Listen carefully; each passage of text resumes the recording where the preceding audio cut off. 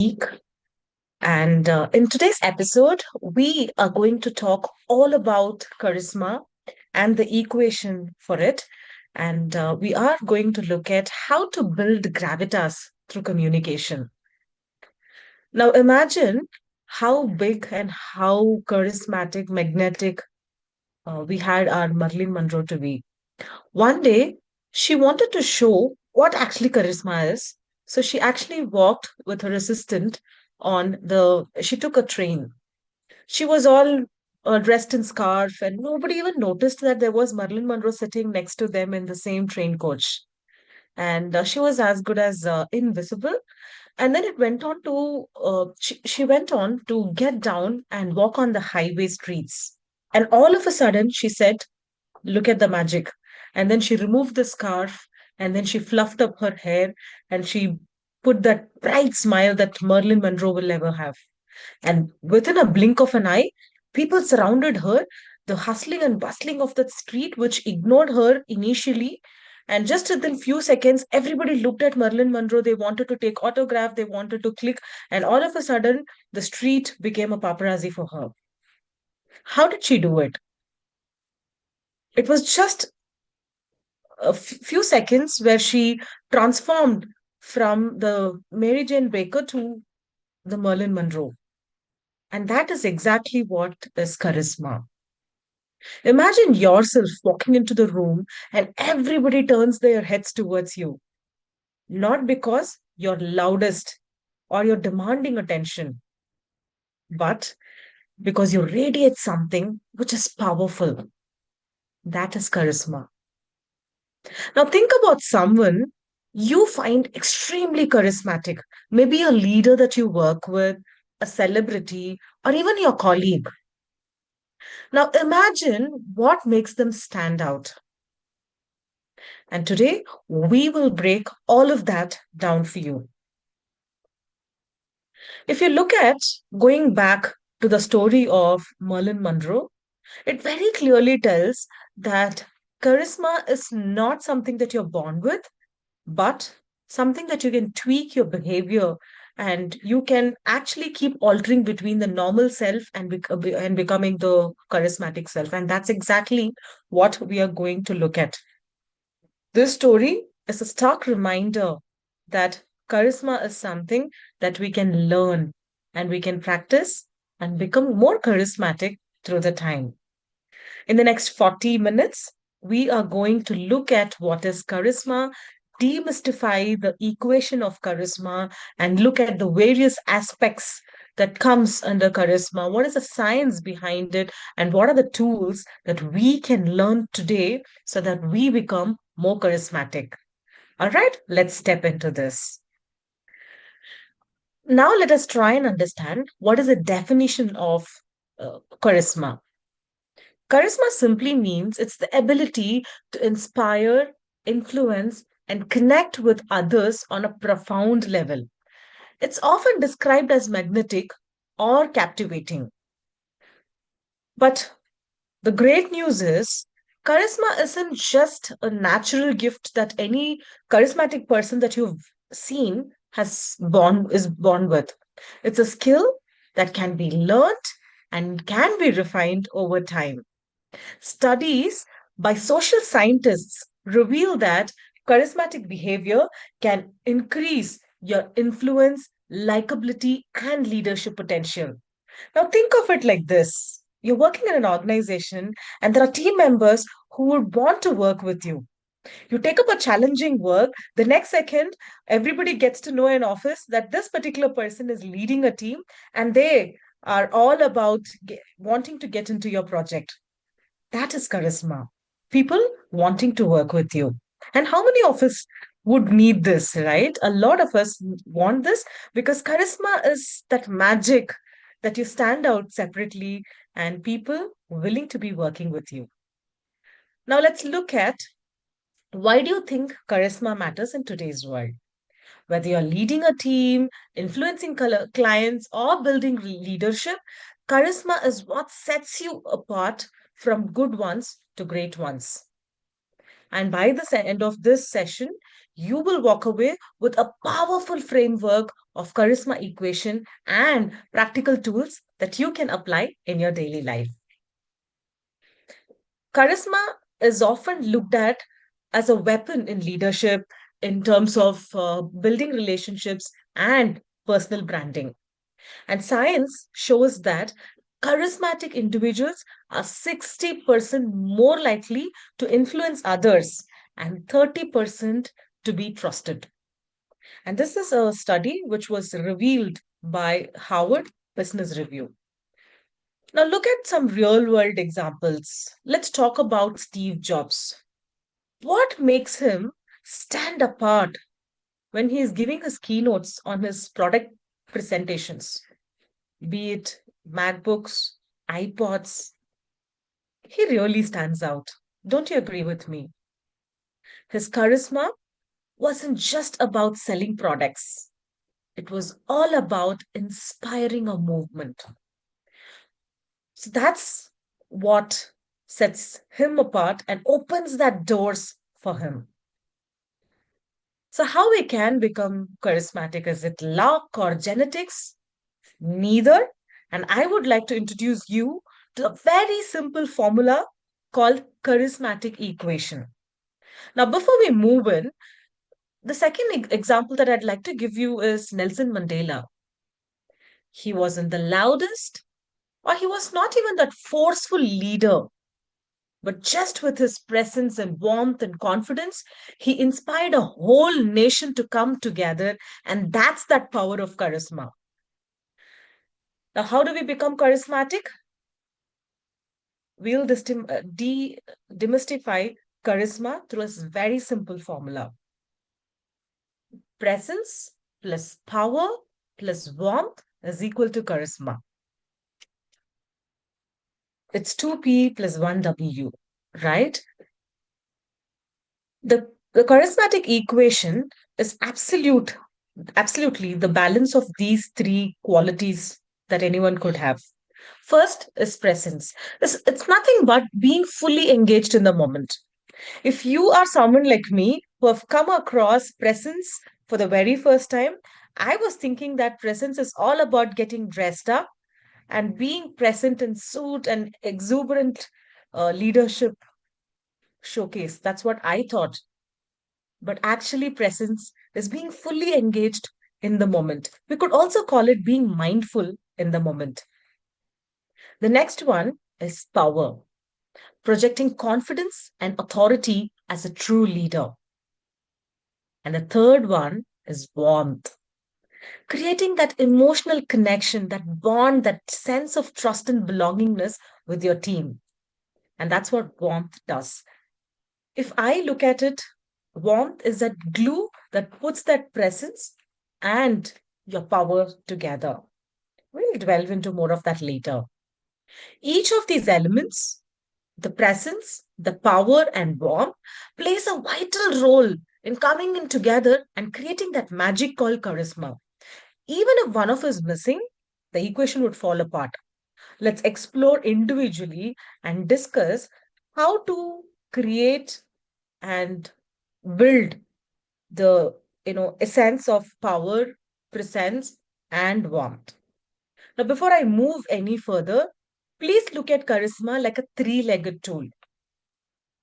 One leg being presence, another leg being power, and the third one being warmth. Let's now look at even one leg missing. What happens? The stool wobbles, right? And that's what matters. To be truly charismatic, all the three must come in together, worked upon equally and strongly, and they must work in together in harmony. That's when a leader will be truly be present, be powerful, and be warmed. And that three combination will make you truly charismatic. Now, let's deep dive into each component and discover the tools you can use to develop these qualities. First up, presence. What is presence right now? We looked at it, right? Being fully present in the moment. Presence is the ability to be fully engaged and focused in the moment. It means giving your undivided attention to the person or the task or creating that sense of importance and connection. And it is also going beyond your personality. Even if you're having, uh, uh, coffee, how are you fully present tells you how magnetic you are as a person. What is the science behind charisma with respect to the presence? Charisma activates a psychological phenomenon called perceived attentiveness, where people feel valued and respected when the speaker is fully engaged, and I being the listener. What really happens in the brain is that the brain's prefrontal cortex is maintaining presence, and this attentiveness reduces that cognitive load for others and makes that conversations feel effortless and enjoyable. If you are a leader, my first idea to you is to start actively listening. I'll come to the tool, a very simple tool later. But active listening as a leader is super important because that means you are respecting your team and you're eager for them to share their ideas and thoughts. And that creates a great sense of presence for you as a leader and for the others as a team bonding. They feel respected, they feel valued for anything that they are sharing. And that will again promote your team members to talk more, to learn more from you. And that is how presence is maintained and brought in more. Now, look at the statistics. Presence means being fully engaged in the moment, physically, mentally, emotionally. It is all about making that person in front of you feel like they're the most important person in the room. If you practice presence, it means that you're 70% more likely to be trusted by members. And it is that simple. Just listening actively, because people can understand if you're listening or listening actively. And we are this human beings who give out unconscious body language. If I am listening to you, but then thinking something at the back of my mind, the person who's speaking will easily understand just with the fluttering of my eye movements. So you cannot fake it. We will have to actively listen as leaders. Now, let's dive into the tool that I would like to give you, the 5-second pause tool. This could be a very simple but a very powerful tool. So, how do we use it? Before responding or speaking, pause for 5 seconds. This will allow you to gather your thoughts, make more deliberate eye contact, and overall project a very calm confidence. It also signals that you're deeply engaged in the conversation and you're not rushing to react. How many of us have been in the zone where we listen not to understand but to respond? A lot of us are there. And it's not all wrong. We are designed as human beings in that way, where we are more worried about what am I going to talk more than what the other person is going to talk. And that's how we are designed as human beings. It's not all wrong. But the most important thing is, are we going to be this natural human beings, or are we going to cultivate confidence? Are we going to cultivate the most important equation, topic in the equation, which is presence? So from now on, we will listen to understand and most importantly apply that 5-second rule before we start responding. This way the other person knows that you're deeply listening, and after you listen you will take some time to connect with them, engage with them, and then you put your answers together. Let's look at one of the most important example. How many of you here likes Barack Obama? I have been following his speech, and I completely admire the way he speaks. If you look at Barack Obama, he's a master of pauses. In his speeches, he often uses pauses deliberately before he could respond to a question or after making a significant point. If you look at him standing in that podium, looking at a lot of people and answering, and there's a question, he stares deeply into the person with warmth and he internalizes the question and then he goes on to answer. This is the same for him after he makes a very important point. He gives that 5-second pause so that people can internalize the message that he has spoken. This practice not only emphasizes his words, but also showcases his mindfulness and full engagement in wherever he is. For example, in his debates, in his public address, his thoughtful pauses convey a lot of calmness and authority. In 2014, there was a study which got published by Harvard Business Review. What it goes on to say is that leaders who exhibit mindfulness and are fully present during their conversation improve their team's perception of trust and respect by 45%. Can you believe a 5-second pause rule can just increase the way you operate with your team over your team bonding and trustworthy to being a trustworthy leader by just 45%. And this impacts largely as a way you operate as a leader in front of your team. The pause allows the speaker to gather their thoughts, ensuring that your response is very well crafted. It also signals to the listener that their words are deeply respected, considered seriously, and overall, it is definitely going to foster a deeper sense of connection and trust. So, here's a challenge that I would like to give. Over the next three topics that we are going to talk about presence, warmth, and power I would like to give you simple challenges so that you will carry this just today and for the later time. Invest some very little amount of time and practice charisma over days to come. The challenge to you is turn to the person next to you and ask a very simple question. It could be as simple as, hey, what inspires you? Listen actively and then pause for 5 seconds before you respond.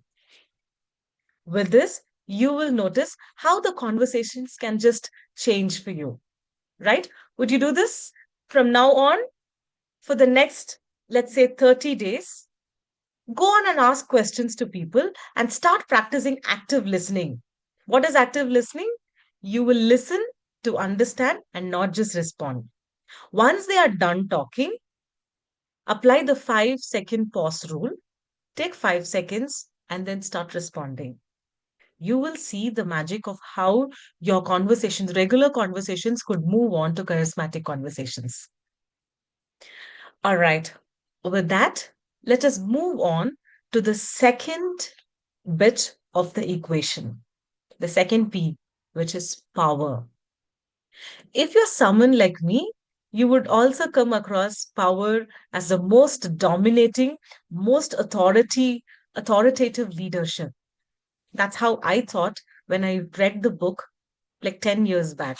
And the book is this, The Charisma Myth by Olivia Fox Cabane. When I read this book for the first time, I was like, okay, power, title, or the way a leader operates. That's what I thought. But you know what? In the purest form of self, power is the ability to assert influence, inspiration, and confidence. And all of this can come together with clarity, conviction, and authority. What is the science behind charisma with respect to power? We know that there's a part of your brain which is called amygdala, which handles all emotional stuff. This particular part of the brain, which is the brain's amygdala, associates strong and clear communication with leadership qualities. So, if you are someone who can talk with clarity and very strong messaging, You just come across as a leader. It's as simple as that. So anytime a person, even for ourselves, if we look at a person who is talking with clarity and gives a very strong message, we immediately and subconsciously create the leadership charisma for that particular person. And this is the science that we will use for the tool that I'm going to mention. Power adds authority to the charisma. It ensures that your ideas resonate, influence others, and gives credibility and command in the setting. Now, think about it. If you're a leader, don't you want to be charismatic? Don't you want to be that powerful leader that people would want to listen to? How many of us speak in the meetings? And once the meeting is done, everybody forgets and they go back to their work. How many of us would want to be that leader who's not just talking or inspiring inside that meeting room, but the messages that you deliver as a leader will last more than people sitting in the meeting room? Don't we want to be those leaders who needs to be taken seriously, whose messages just last longer? If you would like to come across as a leader who lasts longer than talking just in the meeting room, all we have to do is to apply a powerful tool, which is the power word ladder. It is very simple. All you have to do is to ensure that the messages that you deliver will inspire action in the team. The more and more you speak and inspire actions in the team, you will create a momentum that will work wonders for you. Now, how do we do it? It is to start speaking action oriented words. Now, look at how Jeff Bezos in Amazon's early days consistently used the action oriented words. He used words like we need to dominate the market, innovate, being relentless. All these three words became the core of Amazon's culture and branding. His use of decisive language inspired the confidence in his leadership and set an amazing tone for the Amazon's great rise. And that's how leaders not just create action for the teams, but also sets the brand in motion. So these three action oriented words that Jeff Bezos used: dominate, innovate, and being relentless. Now, the speakers using action oriented words are perceived 30% more credible and 20% more engaging. So, look at the next time when you get on the stage, how many times do you use the action oriented words? And every time you use an action oriented word, you're definitely going to inspire your team or anybody who listens to you to do the action. And I say that anytime you speak on the stage as a speaker, what it means to be a speaker is that it should inspire action in the audience. If you're a fitness speaker, look at if your audience, even one of them, can just get on the mat the very next day and start doing a fitness ritual, yoga or strength training, or it could be anything. And that is a true success of a speaker. And that's the same for a leader as well. If you would like to inspire and influence your team, start using action words, and you will see that your words did not just happen in the meeting room, but it lingers beyond the meeting room and it sets your team in motion. Now, one challenge that I would like to give you all is take 30 seconds to write three powerful words which you can start using in your communication. And every leader should have three action words which they keep repeating during their meetings that will inspire the team and builds that culture for them in their teams, in their organizations. Using precise, powerful words establishes authority and clarity. Leaders who consistently, that's why I say keep repeating those action words. When you consistently use these words to communicate, they are the words which get better at motivating teams, closing your deals, and inspiring action. Well, that was power for us.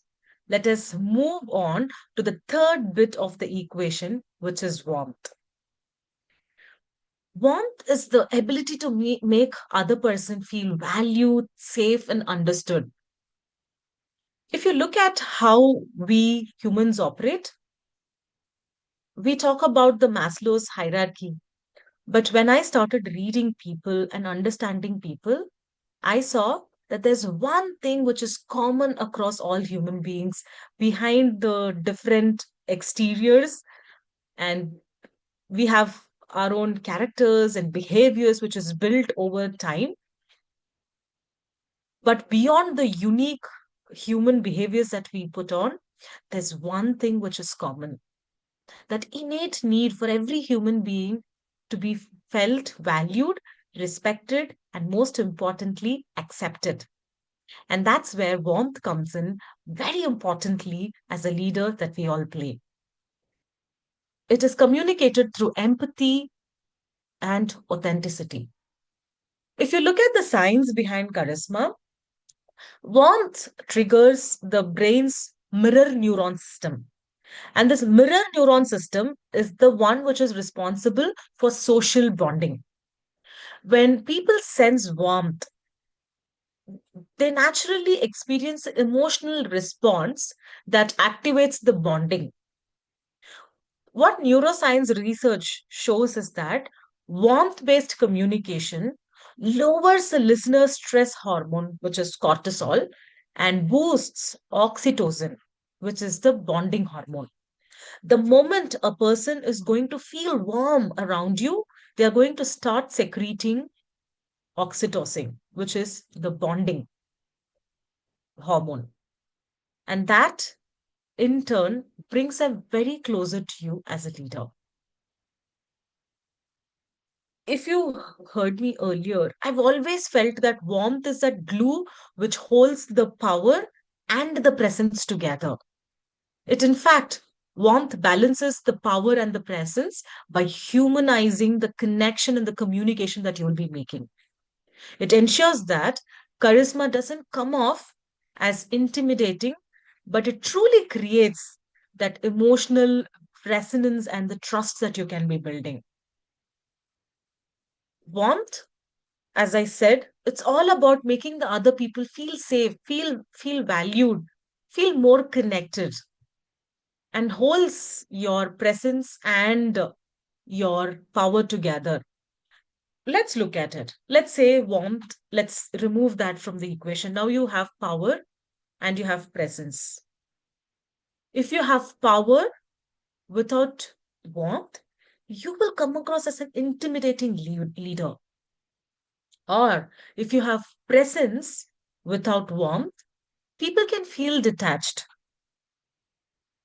So, warmth is super important in this equation. I would like to narrate the story to you, which, if you go back in time, in 1886, there was a run for prime minister elections in UK. Back then, we know what it means to be a prime minister of UK. It was super important, and the elections was all set in motion. And there were two big giants who was wanting to be elected for the post of the prime minister, Benjamin Disraeli and Mr. Gladstone. You know how the elections happen. People were trying to understand who is going to win. And there was an important turning point just a week before the elections results could be announced.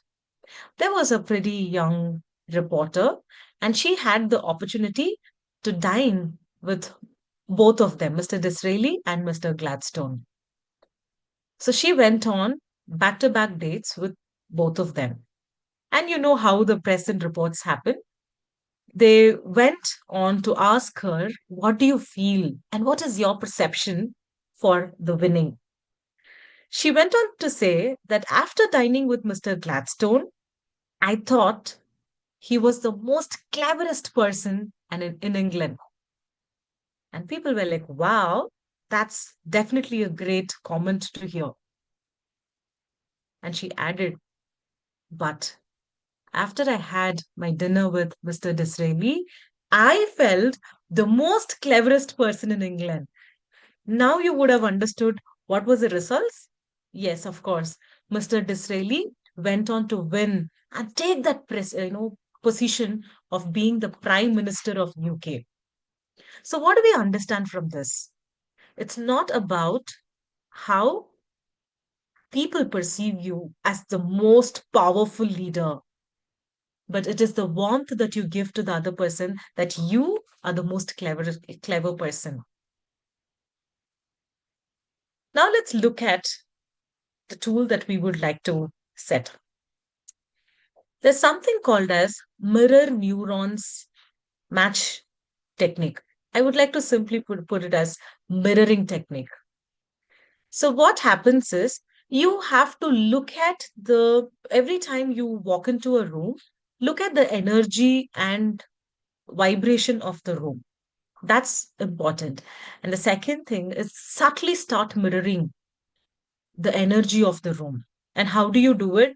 You can match and mirror to the other person's tone, pace, and energy. If you keenly look at Oprah Winfrey's famous talk shows that she's been a part hosting, you will look at how she has that innate ability to connect very deeply with her guests and audience. If you look at the way she sits, her body language, her tone, just makes her interviewers deeply connected. And she very immediately creates a sense of atmosphere, sense of trust and belongingness that even celebrities will feel comfortable sharing their most vulnerable stories with her. And that is the power of mirroring neurons. And how does she do? She immediately looks and mirrors herself with her body language, the choice of words, the tone in which she speaks, and the other person, the celebrity, just feels very comfortable. The Journal of Personality and Social Psychology has found out that people, when they subtly mirror others' behavior, they are rated 60% more likable and trustable. And all of this, as I mentioned, is a very subconscious behavior. And when it is subconscious, it becomes profound. Nobody can make or break it because things which happen subconscious stays with you.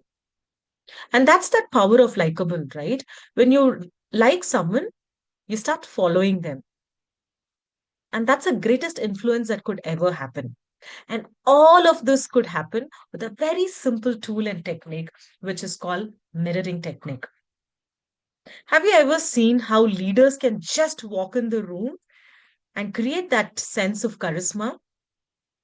They can effortlessly and flawlessly just read the energy of the room. And what we don't see is that they read the energy and they imbibe that energy into themselves. And that's something that happens subconsciously for even leaders is they architect the tone of their voice, the pace at which they speak, and the choice of words that they will be delivering. That will be the most appropriate thing to say and do when they are in a meeting room. When you mirror someone's energy or tone, you create a feel and sense of unspoken connection. And that goes on a long way for you to create that trust with the people. So, once again, I would like to give you a very quick challenge that you can go on and start using it in your office meetings. The next time you are in a one on one conversation with your team, start looking at the other person's tone, energy, and start imbibing that in your sense. Smile when they smile. Look at the posture that they are sitting. Look at the pace in which they are talking. And sometimes you can also look at the words that they use. If you can replicate the same for them, people, when they look at their own image, they start liking them, no? It is as simple. If they're going to look at you mirroring their subtle body language, they're going to start liking you, and the kind of humanizing the connection which you can make will just skyrocket. So the next time you get into a connection with your team member, with your partner, start looking at the subtle body language signs that they are showing and start imbibing them, and you will see how your conversation and relationship will take off. Now, let us look at how this charisma is magnetic.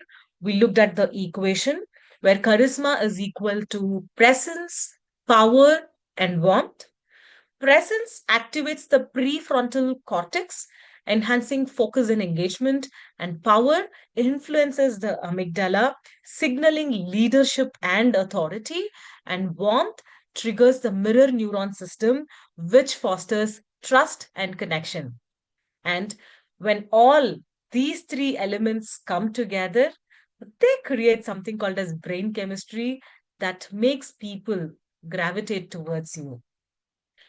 Next time, when you look at charisma, look at it as a three-legged tool where all the three legs needs to be equally and strongly worked upon, because that's what is more important.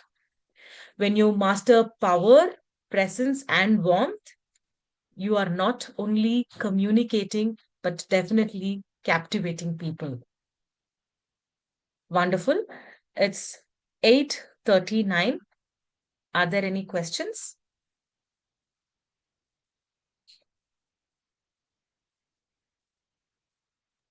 If not, let us quickly go back and recap what all we spoke, right? Charisma is a super important ability that everyone has to be learning in their leadership journey. Charisma is the ability to inspire, influence, and connect with people at a very profound level. It is often described as a magnetic and captivating ability that we all must have. And we also looked at the example of Marilyn Monroe, where we got to know that charisma isn't just a natural gift, but it is definitely a skill that can be learned and refined over time. And we also looked at the charismatic equation, where charisma is equal to power, presence, and warmth. We went on to each of the topic, where we first dwelled into the topic of presence, where we looked at presence is your mindfulness as a team member and how fully engaged and focused that you are in the moment, and how undivided of an attention that you can give to a person or a task, and that is something which will create the importance and connection with the other person. So what we also understood is that the brain's prefrontal cortex is responsible for your attention and mindfulness, and it plays a huge role in maintaining your presence. So the tool that we looked at for you to be super present in the moment is active listening. So one quick thing that we saw is to listen, not just to respond, but listen to understand. And the tool that we will use is the 5-second pause rule. Remember Barack Obama, the next time you are going to implement this, how he goes on to give a significant pause every time he was asked a question. As well, he has made a very important point. So the quick challenge that I had wanting to all of you to go back and do is to just spark a conversation with anyone around you. And when they start talking, start actively listen. And then when you will have to return to talk, give that 5-second pause and then you start talking. And this is definitely going to improve the presence element in your charisma equation. The second topic that we saw in the charisma equation is the power. It is the power in the leadership and communication, where you have that ability to assert, to influence, and inspire people. And we looked at the science as amygdala, a part of brain which is important and functions for the emotional response. And amygdala, when it comes across a clear communication and messaging, it tells that this person is a leader. And that's how we will work for power as a leader. So the next time you get on the stage and talk, you will use the word power ladder, which means you will start using action words very clearly and powerfully. The next time you will use this tool, you will think about Jeff Bezos, who went on to use three powerful action oriented words consistently. They were innovate, relentless, and there was a third word. Anyone remembers that? Yes, it was dominate. That's how they dominated the market, relentless and innovate. So these are certain action words that Jeff Bezos does.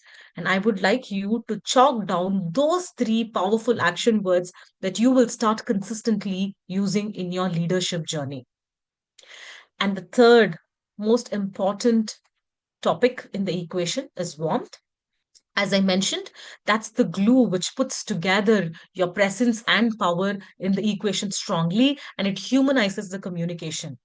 Please remember that warmth is all about making the other person feel safe, feel valued, and feel accepted. And that's most important.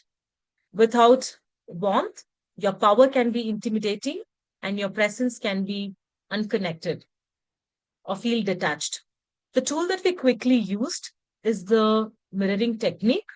And we understood that there's something called as mirror neurons, which helps you in creating an unconscious or a subconscious connection with the other person. So start mirroring. We looked at the example of Oprah Winfrey, where in her talk shows, how quickly she makes that connect with her celebrities, and the celebrities goes on to connect at very deeper level, that they even go on to share their vulnerable stories on the stage. And that's how powerful your mirroring technique could be.